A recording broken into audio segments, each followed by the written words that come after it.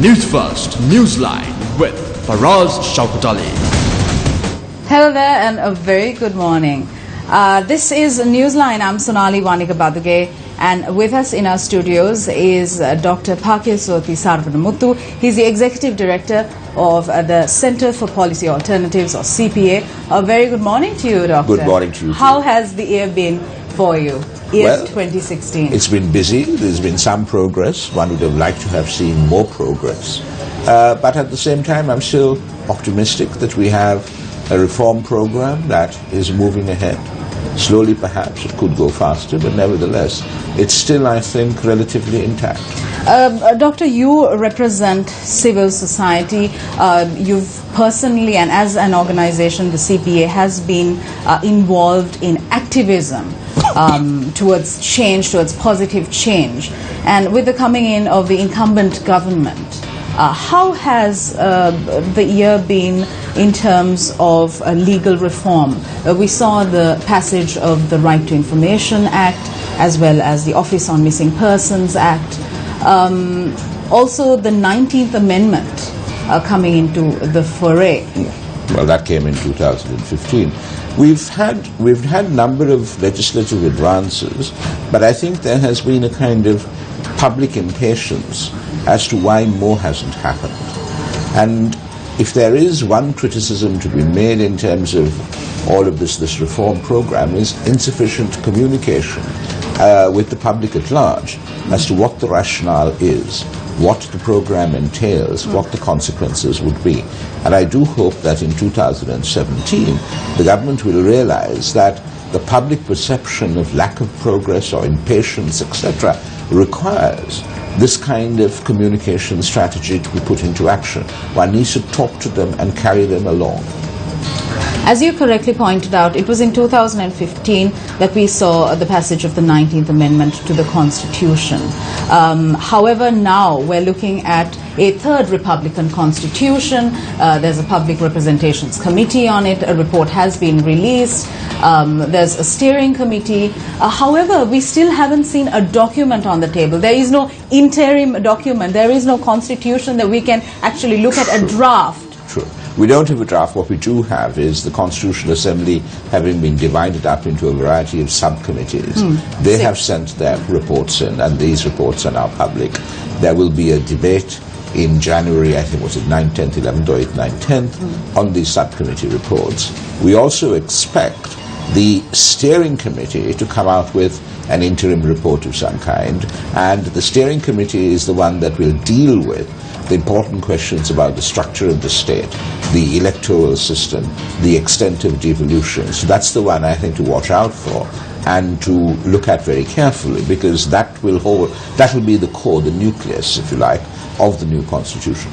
However, if we contrast that with the Development Special Provisions Bill that is making the rounds, the political fora across the island, we saw how the bill was rejected at Provincial Council level.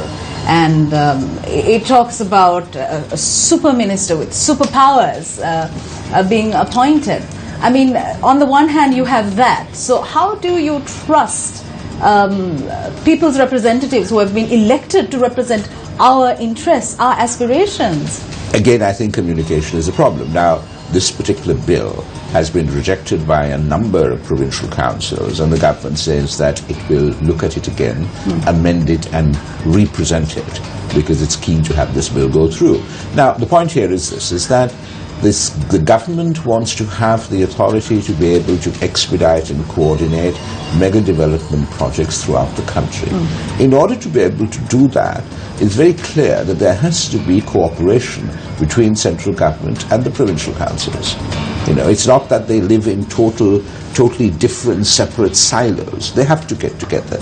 And what is therefore important is that culture of cooperation as far as government is concerned. Are you saying that there is no culture of cooperation as things are right now? Culture of cooperation between two levels of government, which is much more on a basis of equality rather than one subsuming the other or one being seen as a predator, and the moment you engage with them you risk being swallowed up. But it's also interesting that a government that brings this bill and is accused of serious centralization, at the same time, with regard to the Constitution, the talk on the ground from the opposition has been, oh, they're going to create a federal state. Now, a federal state would be very, very different to the notion of centralization. So they're being accused of both things. Now, where is the clear communication as to what the intention is, what the purpose is, what the consequences are? So if they do that, I think where there will be less of a confusion and a greater deal of clarity in terms of what kind of Sri Lanka we're going to get as a consequence of all these reforms. They need to talk to people, they need to talk to the provincial councils as well. There needs to be cooperation between the central government and the provincial councils to be able to expedite development in this country. But it cannot happen in a culture in which one is suspicious of the other, one fears that it's going to be gobbled up, or the other presents itself as some kind of predator who is going to be controlling everything. This is what we have at the moment is an extremely unfortunate culture with regard to devolution in particular. So how do we move forward and ensure greater communication across the board? Well, I hope that the 225 members of parliament, well, those that belong to on the government benches, do turn around and tell their political leaders that it's time you allowed us to go out there and really spread the message of what this is all about. We need the information, we need to know what the plans are, we need to be able to break it down into simple, easily accessible language that the vast majority of people can understand. Because otherwise there is a sense of that everything is in a sense of drift. Everyone says, oh, but nothing's happening. So there's a sense of drift in terms of the population at large, as well as the government of the day. That's the perception, and that badly needs addressing, because the kinds of things that we are talking about need strong, stable government, clear messages as to what is intended. Well, speaking of things that we are talking about, something that we see in Parliament is a lot of squabbling across the board. Again, there is no talk of policy frameworks. Why do you think this is? And do you think that our parliamentarians, the majority of them, lack the maturity to steer forward a country, this country? Well, all of those things that you've said may well be correct, but there's one important point to remember. This is the first time in the history of this country that the two major political parties, historic rivals, are in government together. And therefore, one would have to expect certain problems of command, control, and communication. We go back to the same point again. They need to be singing from the same hymn sheet, those on the government benches, if the reform program, the development programs that they are presenting are going to be supported by the public at large. The public needs to know, and that is a problem that we have. Well, speaking about the public, Dr. Saravanamuttu, do you think that the masses are well equipped or equipped enough to grapple with these issues of governance? Are we educating them enough of their rights, their responsibilities, their entitlements? Well, I think that educating them enough of their rights and responsibilities, entitlements, etc., will always be a work in progress. But do remember one thing.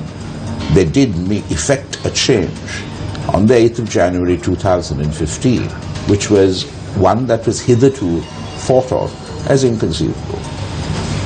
Let's talk about priorities. Just a few days ago, a newspaper had reported saying that there's going to be a new rule making it compulsory for females in Parliament to wear long-sleeved jackets to Parliament. I mean, should we be talking about this? No, but then that's a question. But then that's a question that should be asked of your colleagues in the media.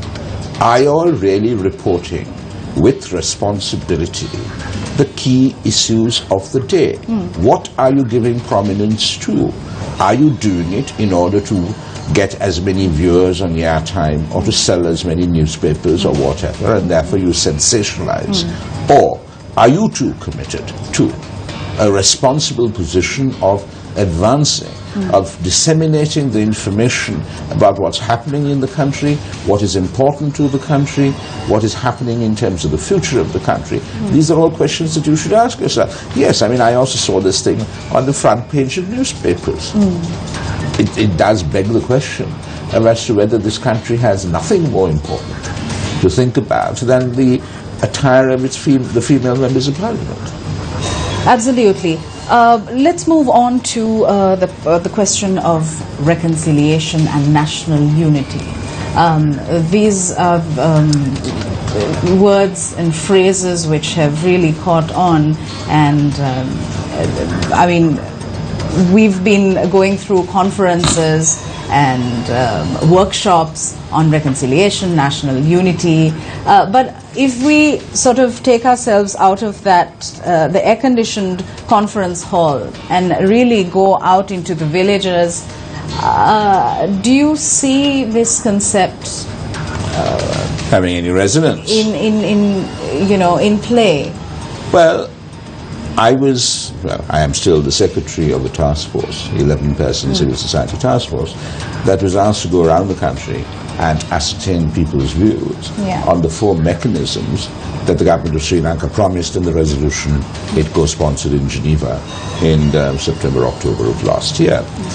Now, it's interesting. I mean, we've had about 7,500 submissions made to us, and our final report will be presented to the President in the first week of January. People are interested and concerned. They would have liked a lot more information with regard to the 4 mechanisms that the government was proposing. Again, a communication problem. But they are seized of the idea of reconciliation and recognize that it's fundamental to national unity of moving ahead. So the questions, the differences in opinion, I suppose, are how you effect it.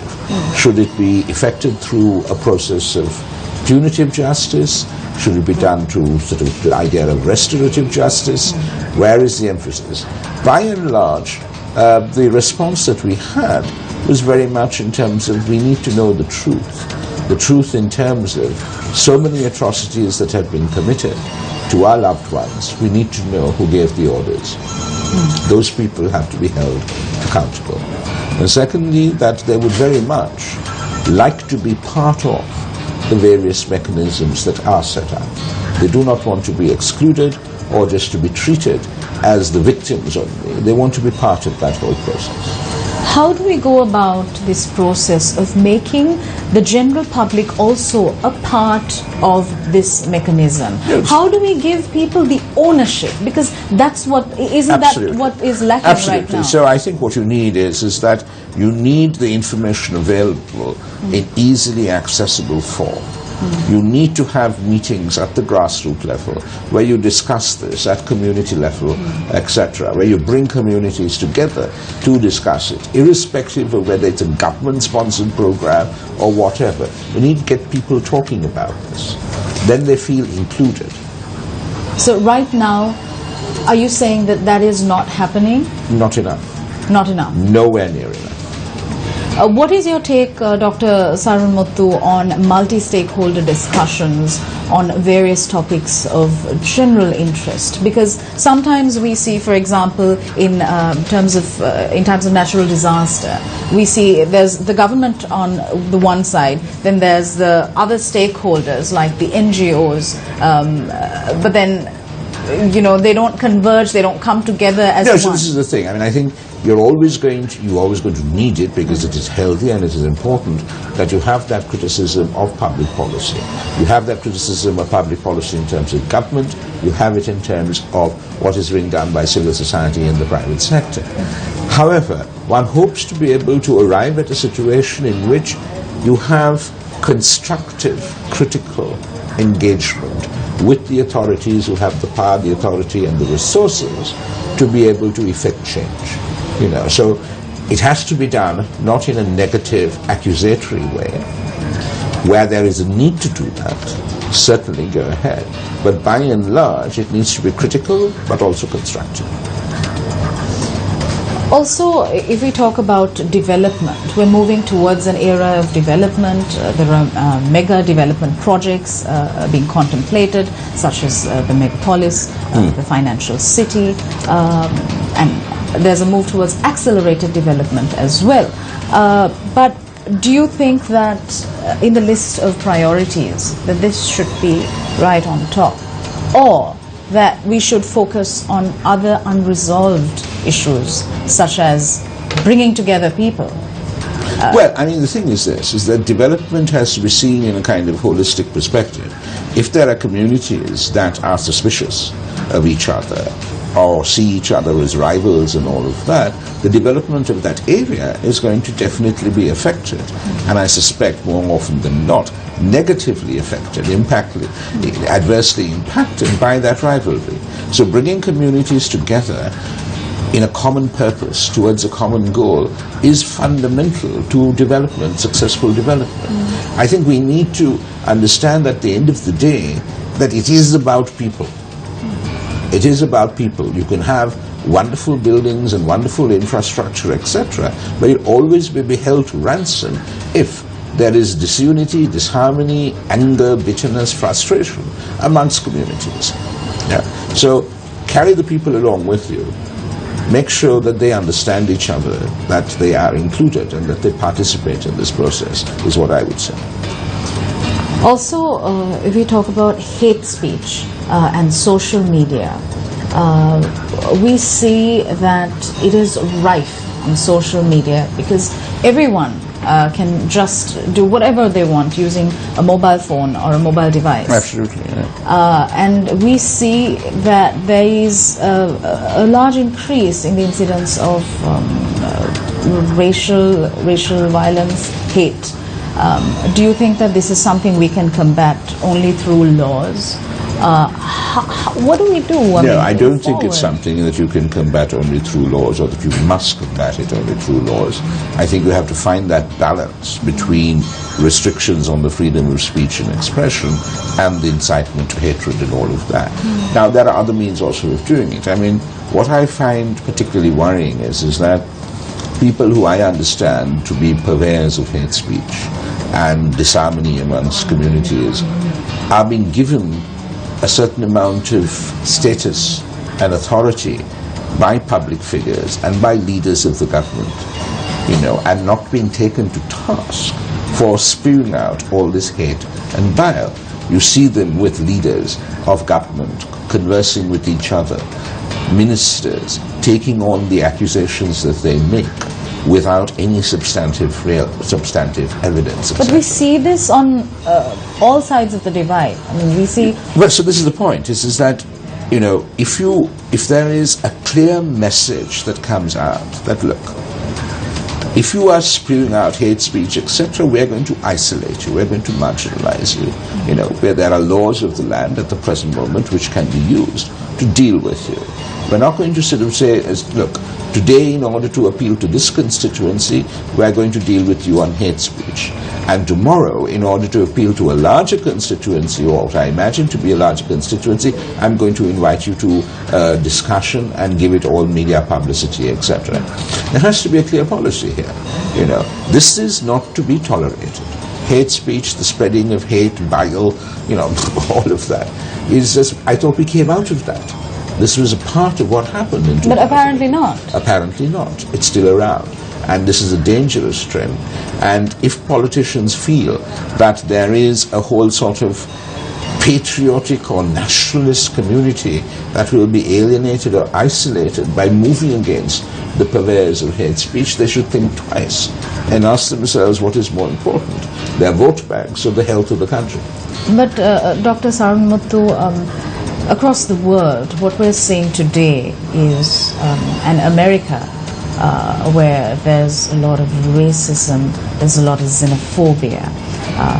In Europe, we have, with the passage of Brexit, again, racist tendencies, xenophobia on the rise. As a guest who came on the show yesterday said, we're living in a nervous world. So if we juxtapose the world as a whole and Sri Lanka. So how do we draw yeah, so this is the thing, parallels? is that because it might well be a global phenomenon, international phenomenon, does not in any way excuse it. Right? One has to deal with it, every country has to deal with it in its own way. But the most important point, I think the common thread that runs through is this is that the anger, the hate, the bile that is being spewed out by these people is on the basis that they have been victims, they have been excluded, no one has taken notice of them. So let's start by taking notice of them. Let's ask ourselves, why is it that they feel so marginalized? What are their real concerns? And let's begin to address those. Participate, include, rather than give them the sense of isolation, which says that, so therefore they scream the most outrageous things in order to get heard. Perhaps that's a charitable interpretation, but let's start with that one. So, Doctor, we've been having this conversation for years and years and years. Why is it still continuing? I think it's continuing. If you take Sri Lanka, for example, the argument at the end of the day comes down also to the question of economic development and sections of the population feeling that in the strategies of economic development, their concerns and benefits to them are included. They feel there is this whole sense of exclusion. So one has to allay the fears. I mean, let's talk quite openly. There are elements amongst the majority community who view themselves as a minority. And as long as they view themselves as a minority, but are a majority in effect, in numerical terms within the country, and law enforcement and everything else gives them a special privileged position, then you are going to have problems. So what we have to do is that we have to recognize first and foremost that this development is about people, and if it is about people, one has to bring people into participation in these development projects, into a discussion about what their needs, etc. are. We can't afford anymore to have a way of doing things where we give preference, obvious preference, and discriminate in favor of one lot versus the other. Does this democracy model suit us? Oh yes, definitely. Do we want a dictator? No. There have been times in our political history, in the last almost now 70 years of independence, where people have tried to be autocratic and dictatorial, and you know what's happened to them. So we're going in the right direction is what you think? I think so. I certainly hope so. At the same time, I do recognize that things could have happened differently, perhaps better, perhaps faster. And that's why 2017, in that respect, is going to be very crucial. We need to remain vigilant, keep our eyes on the ball, as it were, to ensure that things happen a lot more efficiently and effectively in the new year. In terms of law enforcement and legal law reform, do you think more needs to be done? Oh, there's heaps that needs to be done. You see, every single front, every single sector that you identify, there has been so much of corruption and corrosion of values, of decent institutions and processes, that we're talking root and branch. We're talking about rebuilding the architecture of government and governance. How long is this rebuilding process going to take? I don't know. I can't prophesy that. But what I want to make sure of is that what we do is stable and enduring and will last. You see, at the end of the day, government and governance cannot depend exclusively on individuals. It depends on institutions and processes. And if we get those right, I think then we have some hope. Dr. Saravanamuttu, and I really want to ask you this question. We have for years been theorizing, groups gather at conferences, local and international, and discuss policy frameworks. However, climate change is a very good example where there's so much of policy going on, very technical stuff, but then you come down to Sri Lanka, speak to farmers or speak to the local communities, they have no idea what to do and how to go about sustainable farming, etc. Even when it comes to things like reconciliation, national unity, it doesn't really filter down, does it? Well, so this is the question, it doesn't really filter down. The government is not going out and communicating its policy sufficiently to the constituencies that matter. Civil society, likewise, insofar there are programs, but civil society cannot replicate or replace the job of government. It doesn't have the resources or reach to be able to do it. And then we come to media. Ask yourselves, how many programs do you all have which are aimed at reaching out to precisely the constituencies that you name on precisely the subjects that you identify? Zilch, zero. That's the end of the day. So this has to be a national effort. It has to be an effort of government, non-government, private sector, media, the whole lot. Otherwise, we're never going to be able to succeed. If each one is only looking at the other to monitor them, as it were, or to critique or criticize them alone, then we won't move forward. So multi-stakeholder... It requires combined effort. It requires combined effort. It requires everyone to take the initiatives that they can and see them to the end. And that is not being done enough at the moment? Not being done sufficiently at all. Not being done sufficiently at all, because if you go down, in my organization, the Center for Policy Alternatives, we do surveys. We do surveys on transitional justice or on constitutional reform.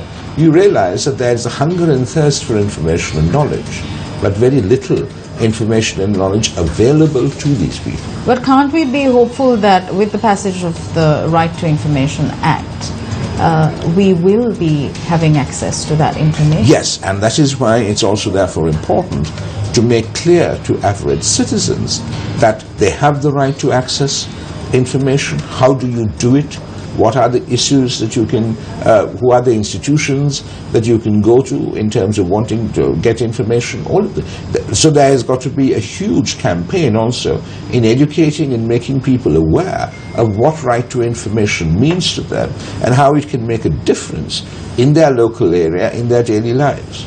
So we're talking about a dissemination of information to the general public, not trickling down in a proper manner. Insufficiently, yes, at the moment. How can the education system help in this process? Should we look at reform in the education sector? Oh, absolutely. Absolutely. The whole curriculum needs to be revised. We are talking about a country that calls itself a formal functioning democracy in the 21st century. We need to start educating children about what it means to be a citizen, what it means to have mutual respect for each other in a multi-ethnic, multi-religious society. We don't have that. We have competing histories. We have idiotic notions that history and religion has to be taught in a mother tongue or something like that. This is antediluvian stuff. This is the 21st century. If we are talking about creating an international financial city out when land reclaimed from the sea in Gulf years, who are the Sri Lankans who are going to work there? Who are the Sri Lankans going through the Sri Lankan educational system who are going to be ready in 15 to 20 years' time to actually work there? What is the status of the English language in the education system? So can we say that we have an antiquated education system? We have a decrepit education system in this country, which really, at the end of the day, educates people to be government clerks and government servants. So what's the way forward? And that's my final question to you. Absolutely. Radical reform as far as that's concerned. Radical reform with regard Radical reform as far as education is concerned, but that, of course, is a medium and long-term plan. You're not going to get immediate results from it. But that has to be looked at. I don't think you can talk about this country advancing into the future without having a serious look at the education system. 2017 is a couple of days away. Should we be hopeful? Oh yes, definitely. We should be hopeful. We should build on whatever gains we have made in 2016, ensure that we don't make the same mistakes, and forge ahead. Thank you very much, Dr. Paikiasothy Saravanamuttu. Always a pleasure speaking with you. Thank you. And with that, we wrap up Newsline for this morning. We'll see you again tomorrow.